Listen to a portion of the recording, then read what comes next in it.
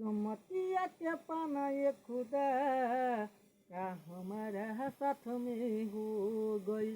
किस्मतिया के पाना ये खुदा का हमारा साथ में हो गई। जबन सोचले न रहली बतिया, जबन सोचले न रहली बतिया, वही बात हो गइल। जबन सोचले न रहली बतिया, वही बात हो गइल। किस्मतिया के पाना ये खुदा हमारा साथ में हो गइल। और सकरी से अबत रहली घरबा, और सकरी से अबत रहली घरबा, लखनऊ हॉस्पिटल के सामने घटना हो गइल।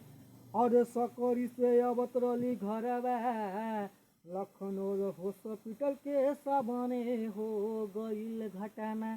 किस्मतिया के पाना ये खुदा हमारा साथ में हो गइल।